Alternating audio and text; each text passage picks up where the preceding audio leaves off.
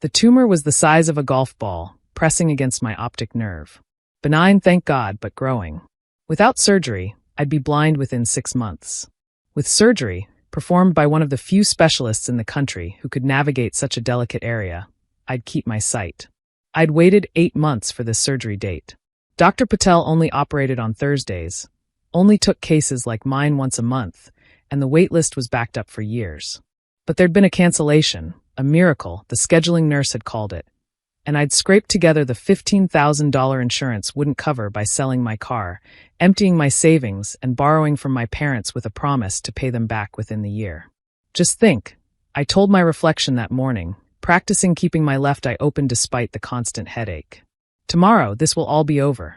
Then my phone rang. Hey kiddo. Dad's voice was casual, like he was calling about dinner plans. Small change of plans with the surgery money. My hand froze on my coffee mug. What do you mean? Your brother's been under a lot of stress at work. You know how hard he pushes himself. Some of his buddies are doing a Vegas trip.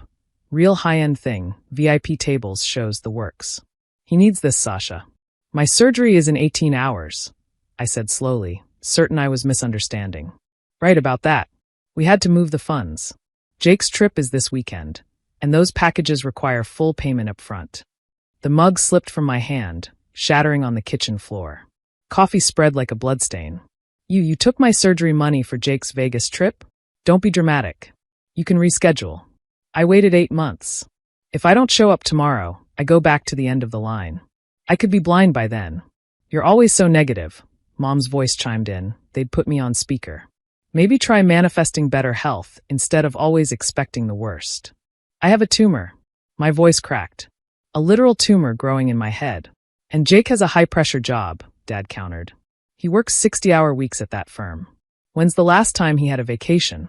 I wanted to scream that Jake's high-pressure job was at Dad's best friend's firm, that his 60-hour weeks included 3-hour lunches and golf afternoons, that his last vacation was 2 months ago, Cabo, also parent-funded. Instead, I said quietly, I'll be blind. Stop being selfish, Mom snapped. Not everything is about you, Sasha. Your brother deserves some fun. You're always sick anyway. What's a few more months? Always sick anyway. Like my body had chosen to grow a tumor to inconvenience them. Like the chronic pain was a personality trait I'd adopted for attention. I need that surgery, I whispered. And Jake needs this trip. He already told his friends. We can't let him down now. But you can let me down? Your daughter who might lose her sight. Dad's voice hardened. We've given you plenty over the years. All those doctor appointments, medications, special diets. Jake never asks for anything. Jake never asks because you hand him everything before he can. I thought but didn't say. Please, I begged, hating myself for it.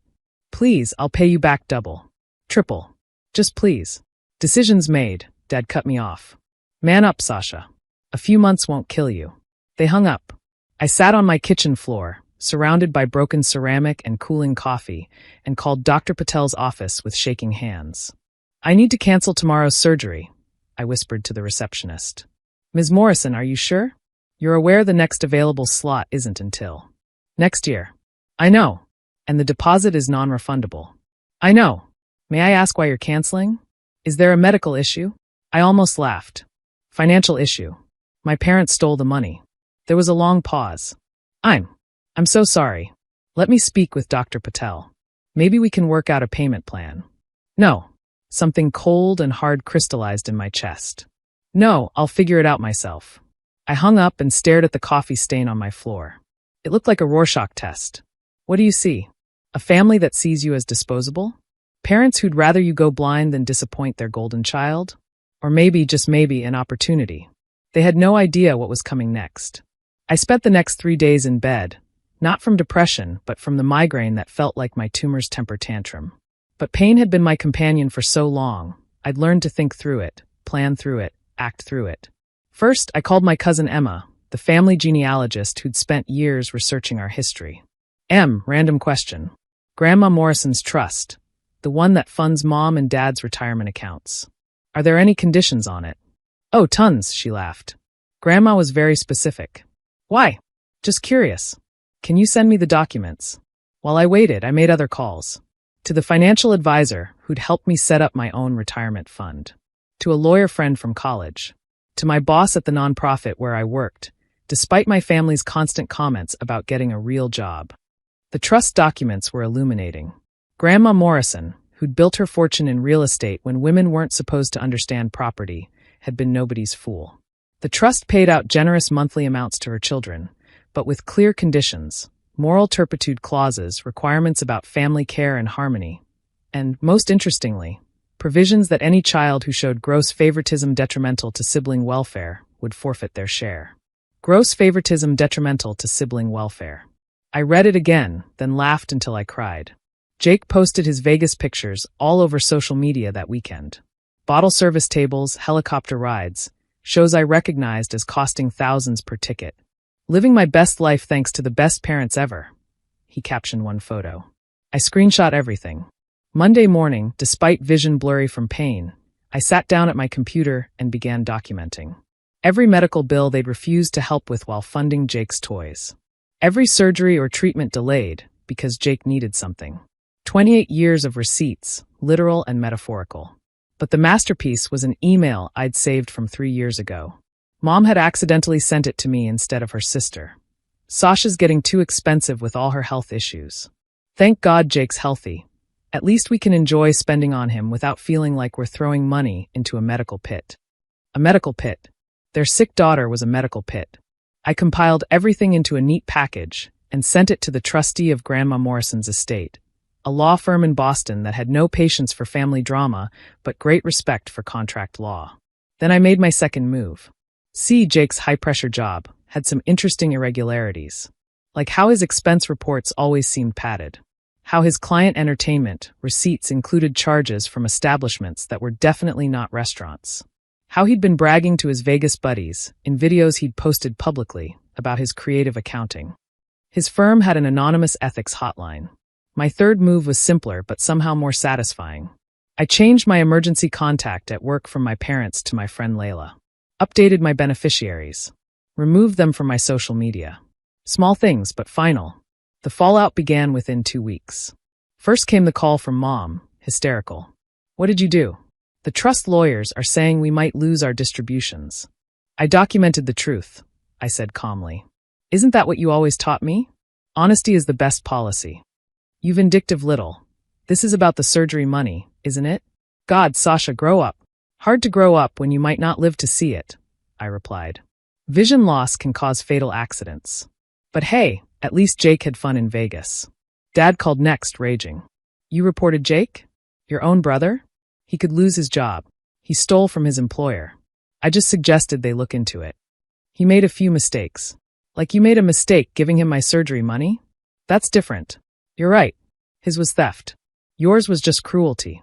Jake's termination came the following Monday. The firm discovered he'd embezzled nearly $50,000 over 2 years. Criminal charges were being considered. But the real blow came from Boston. The trust lawyers, after reviewing my documentation, agreed that my parents had violated multiple provisions. Their distributions would be suspended pending a full review and potentially redirected to the injured party. Me. You destroyed us, Mom sobbed over the phone. We're going to lose the house.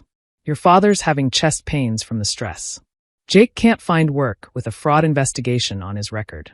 Are you happy now? Happy. I thought about it, hand absently touching the spot where my tumor sent constant shooting pains. No, I'm not happy. I'm going blind because you chose Jake's vacation over my sight. There's nothing happy about any of this. Then why? She wailed. Why ruin everything? Because you already ruined everything. I just made sure everyone else could see it too.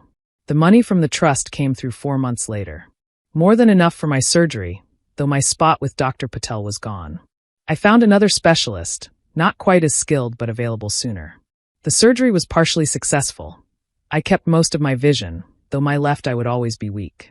Jake moved back in with our parents, spending his days raging about the injustice of consequences. The house they'd almost lost became his prison.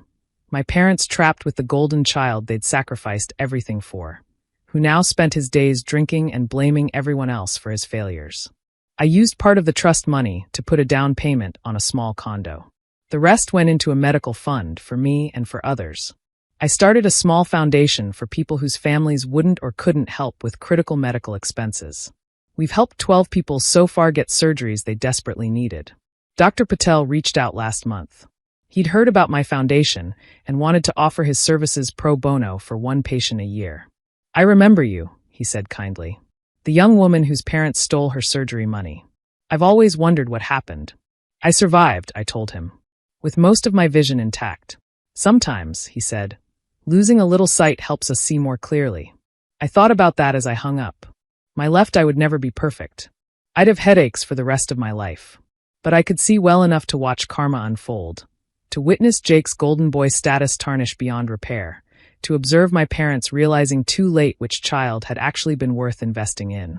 They'd been right about one thing: Jake did deserve a vacation. He got a permanent one from employment, from trust funds, from any future that didn't depend on the parents he'd helped bankrupt. And me? The sick daughter, the medical pit, the selfish one who couldn't wait a few months? I could see just fine. Maybe not perfectly, but well enough to navigate a world without them in it. Well enough to help others who'd been failed by family. Well enough to build something beautiful from the ashes of their cruelty. He works hard, they'd said. He deserves fun. Turns out I worked harder. Through pain, through betrayal, through the growing darkness they'd chosen for me. And what I deserved. It wasn't fun. It was justice. They had no idea what was coming next, but now they knew. When you gamble with someone's sight, don't be surprised when they see right through you.